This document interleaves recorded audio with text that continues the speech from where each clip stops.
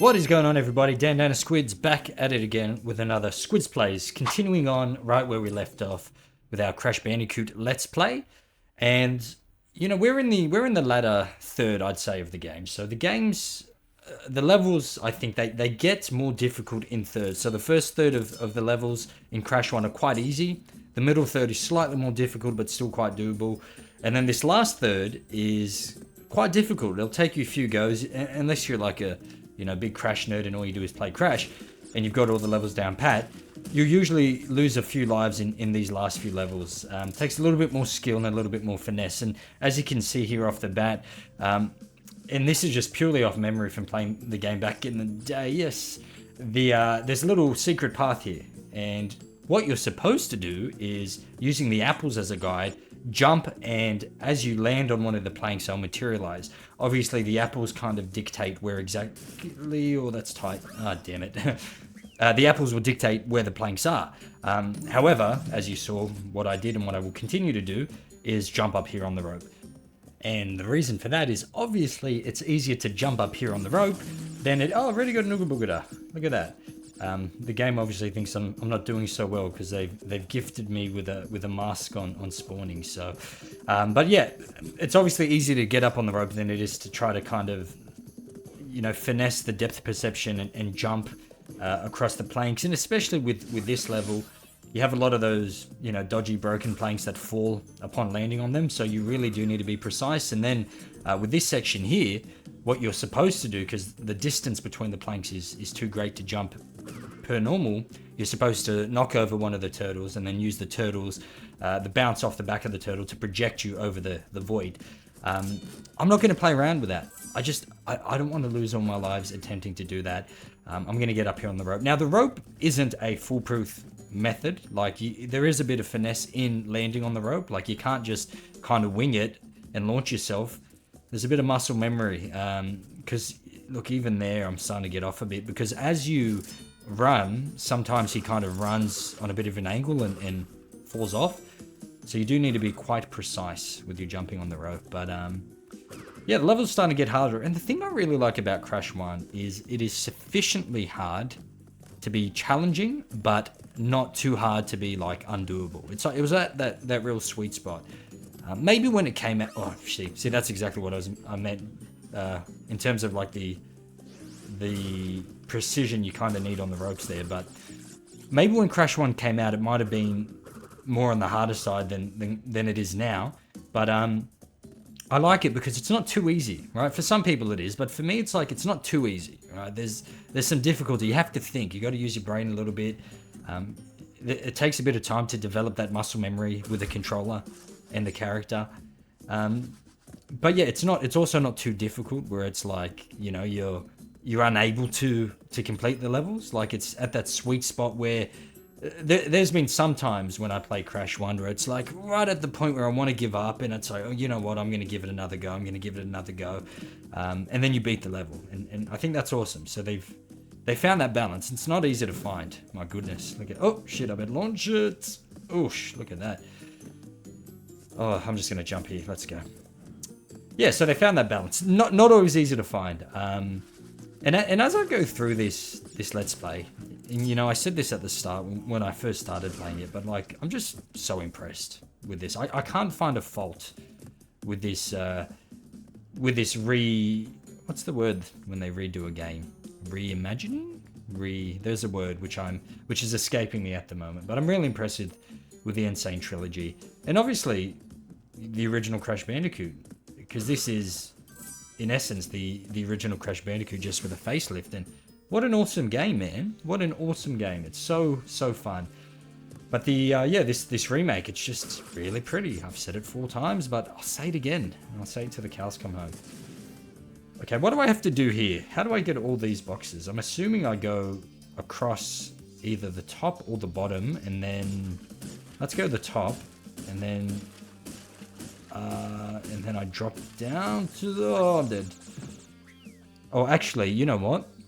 I just saw at the end of that little section there was a bouncy box, one of those silver bouncy boxes. So I think I make my way to the end by by going through the bottom, so getting rid of the boxes at the bottom and then bouncing up to the top and then clearing the boxes at the top. So let's give that a go. So from here, I'm going to go up, bounce, bounce, bounce, bounce. Again, a little bit of finesse here, a little bit of precision. Can we do it? Oh, I missed one. Yes, we can. Look at that. Starting to get the hang of this a little bit, right? I'm starting to get the hang of it. When I finish this game, do I go back and do the relics, or do I move on to Crash 2? This is the question. Obviously, to go back and do the relics or seek to get 100% completion in the game is going to be more time consuming, but I guess it's up to me. So why not? We can do that. Although, you know what? I'm thinking I might just for the sake of speed, first level done, look at that. I might just finish Crash 1, and move on to Crash 2, finish Crash 2 as best I can, move on to Crash 3, and then should I decide to revisit the games to complete them, I have that option. Slippery climb, what's this level? Oh, yeah, okay, you know what this level is? So, we all know what Stormy Ascent is, right? So Stormy Ascent is the new DLC, oh shit, that's been made available in this remastered Crash game. Remastered, that's the word I was trying to think of earlier. In this remastered Crash game. And Stormy Ascent was a level that was completely developed in the original Crash Bandicoot, but was deemed too difficult to be included in the original game. So it was never released. However, what they've decided to do with the remaster is to include Stormy Ascent as a kind of bonus DLC level. So you guys can, if you want to, play what was deemed to be the hardest level in Crash Bandicoot 1. Now, I have played Stormy Ascent on the PlayStation. I've probably played it 100 times, no exaggeration. I still haven't completed it, right? So the chances of me, and we're going to give it a crack, by the way, at the end of this game, but the chances of me being able to do it on the PC, pretty low. But you know what? As I get a little bit more comfortable with the PC controls, there is a glimmer of hope. There's a glimmer of hope that I might complete it on the PC. So we're going to give it a crack at the end of this. But anyway, I digress. The point I was trying to make was this level, Slippery Ascent or whatever it was called, was like the precursor to Stormy Ascent. It was the kind of level that they based Stormy Ascent off. So it is sufficiently difficult. It's probably the hardest level in the game up to this point, but still comparatively it is nothing quite like Stormy Ascent. It's really this level is about timing, right? Everything's about timing. Once you get the timing down, sometimes it takes you a few goes to kind of figure out the timing of the different apparatuses, but once you get it down, you're fine. But yeah, it can take a few goes to crack that. Oh shit! Now I'm going back down. No!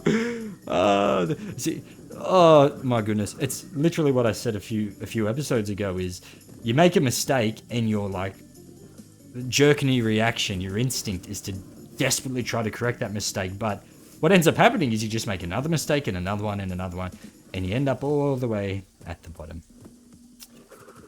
But yeah, like once I finish our Crash Bandicoot Let's Play, it's like, where to from here? Few options. Do we continue in the retro game category? It's crazy that these are now considered retro games, but I know they did a remaster of Spyro. I think a Spyro trilogy as well. I used to play Spyro as a kid. Love that game. Have a lot of great memories on that game as well. It's one of those, another one of those series that was kind of foundational to me and started my love for gaming. So to revisit that would be awesome and to bring back a lot of memories. Or, here's the thing, do we venture more into the modern game category? Do we kind of try to, oh my gosh, do we try to attach ourselves to some of the new releases, some of the big games that are dropping this year? And there are a few good games. There's a new Star Wars game. I saw a trailer for this game. Can't remember the name, but maybe you guys will be able to think of it if I describe it. It was set in like Asia somewhere, like China, feudal China, and you are a monkey man. You're like this weird monkey man with a staff, and you battle these demon bosses. Don't know what it's called. Was it Wu-Tang or something like that? It looked incredible. The graphics looked incredible. Grand Theft Auto is coming out at some point, so damn it. So there are a few options to choose from. So I don't know where we're going to go, but I am excited. I am excited to get back into gaming. Like, you know, I mentioned this a while ago, but I haven't gamed properly for many years, and the reason for that was because, you know, I was a big gamer through high school, as a lot of guys are, right? All my friends played games. We were really big into FPSs at the time. The first real big game that I got into through high school was COD 4. So this is going back. So COD 4, then Modern Warfare 2, Black Ops. So we were around when I would say the best era of FPS gaming was going. It was that early era of Call of Duty gaming, and it was phenomenal. Like, to me, these games were the best. Maybe I'm biased because I grew up with them, but like Modern Warfare 2 was like insane. You had these incredibly overpowered guns, the intervention sniper rifle, the FAMAS, the ACR, and these. I loved it. I love that you've got these guns that are like super OP. It was so fun. You'd have the noob tube attachment, the grenade launcher attachment, and you'd fire it off anywhere. And you'd just be like getting triples and quadruple kills. It was fantastic. Had a lot of fun on these games. But I got to the point where after high school, I started to get, you know, a little bit more busier, a little bit more responsibility, work, and I had other commitments, and I was really into training, into the gym. And for me, it was like, well, time is a valuable asset, and I've only got so much of it. It's a commodity that I only have so much of. Can I really afford to be playing as many games as I am currently? Because I'm the type of person that like rarely, you know, if I do something, I do it like pretty intensely, right? I'm one of those people that goes headlong into like anything that he's interested in. And hold on, me need to focus here. Where am I going? Jump, up, box, down, box, jump. Oh, wait. Did I get those TNTs? Or did I miss those TNTs? I missed them. No, I thought I got them. I thought, for whatever reason, I thought I had triggered them. Well, that's going to be frustrating. If I'm, by the end of this level, if there's 2 boxes missing, I'm going to be very angry. Anyway, yeah, the point I'm making is, you know, if I do things, I do them like 100%. I've kind of got no chill. And for games, it was like that. I kind of never had the discipline to just, you know, dabble in it here and there, to put my foot into gaming, you know, whenever I had a few moments, and then be able to leave it there. I was always one of those people that if I was going to play games, I was going to play till 6 a.m. when the sun came up. So I made that decision kind of semi-consciously. Here we go, 46, yeah. 2 boxes that I've missed. Oh my goodness. Oh well, it's not like I've got perfect completion up to this point anyway. Yeah, damn it. But yeah, so like, I made that decision to basically, you know what? I'm gonna not focus on gaming for a while, because there's so many other things that I think are important that I need to focus on in life, and you know, life just kept getting busier and busier. We'll do one more level, lights out. Obviously, this is the level where it's dark and you have to collect a uka mask, aku, sorry. What am I saying? You collect the aku mask, he lights your path, and you try to move quickly so the light doesn't end. But yeah, you know, like I made the decision. Life kept getting busier. You know, I never really, like, before I knew it, like 10 years had gone by before like since I'd been really avidly into gaming. And although I like kind of loosely followed what was happening in the gaming industry, I'd kind of watch videos on I'd kind of watch videos on some of the big new games that were being released. Occasionally I'd play games at some of my friends' houses. It just never had that you know, top position in my life like it used to. Which is, you know, and it's kind of like I discussed this before, but it's like, for me to commit time into gaming like I used to, there has to be a return for me more than just the pleasure of playing the game.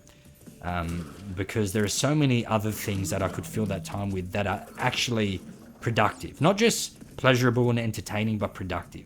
right? So for example, if there's an option for me to either play a game or to go to the gym, what's going to be more beneficial and productive to me overall as a person? Obviously to train, right? To go to the gym. So for me, there had to be a way for gaming to produce a return so that it didn't feel like it was just taking, like it was a waste. Because I find it hard to just commit a shit ton of time into gaming if there is like no like, oh, I've died. If there's no like actual return that's going to be beneficial to me in my life. So for me, and I did mention this, for me it's like, that's why I'm making videos, right?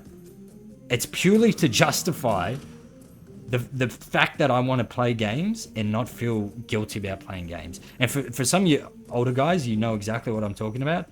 For some of you younger guys, you probably don't get it yet, but you will. You will as you get older.